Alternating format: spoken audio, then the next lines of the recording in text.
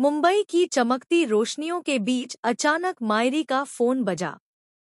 सच में मायरी, मैं मुंबई आ रही हूँ, उसने उत्साहित आवाज में कहा।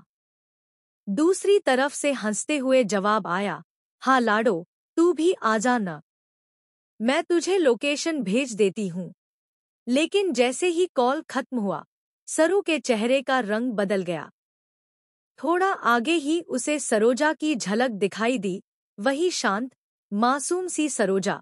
लेकिन उसके आते ही पूरे माहौल में एक अजीब सी बेचैनी फैल गई। सरू बुदबुदाई, ये तो सरोजा है। कहीं अन्नपूर्णा चंद्रकांत से मिलने तो नहीं आ गई? नहीं, ये मैं होने नहीं दूंगी। गुस्से से वह ड्राइवर की ओर मुड़ी और बोली, सामने जो दो औरतें खड़ी हैं, इन्हें अभी यहीं रोकना होगा। दूसरी तरफ वेद और सरू की कहानी में एक नया तूफान उठ रहा था। तारा चाहे जितनी कोशिश कर ले, वेद और सरू को दूर करना उसके बस की बात नहीं रही। बार बार की सारी चालें, सारे प्लान और अनिका के करवाए हुए हमले सब एक एक करके फेल हो रहे थे। वेद और सरू जितना अलग होने की कोशिश करते, किस्मत उतना ही उन्हें एक दूसरे के करीब धकेल देती। अनिका की बेचैनी बढ़ती जा रही थी। वह गुस्से से पैर पटकते हुए बोली, आखिर मैं करूँ तो करूँ क्या? कैसे दूर करूँ इन दोनों को? कब बनेगा मेरी जगह? वेद की जिंदगी में उसके दिमाग में नए नए खतरनाक प्लान घूमते रहे, लेकिन सच यही था, उसकी हर चाल धूल चाट रही थी। इसी बीच खबर आई कि कहानी में अब सरोजा की धमाकेदार एंट्री होने वाली है। जैसे ही तारा को ये बात पता चली, उसके चेहरे पर एक तिरछी मुस्कान उभर आई।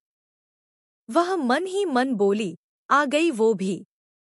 अब देखती हूँ, उसकी इज्जत कैसे मैं मिट्टी में मिलाती हूँ। तारा ने ठान लिया था कि सरोजा को अपमानित करके ही दम लेगी।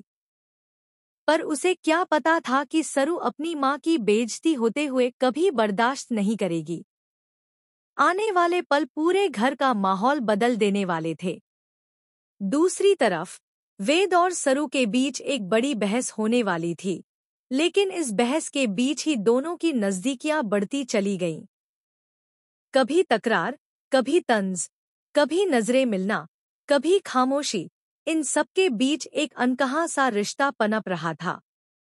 वेद खुद को रोक नहीं पा रहा था। वह चाहता था कि सरू अपने दर्द का सच उसे बताए। और सरू, जितनी सख्त दिखती थी, अंदर से उतनी ही टूटी हुई थी। इसी दौरान दोनों के बीच कुछ बेहद रोमांटिक पल भी आए, जिन्हें देखकर तार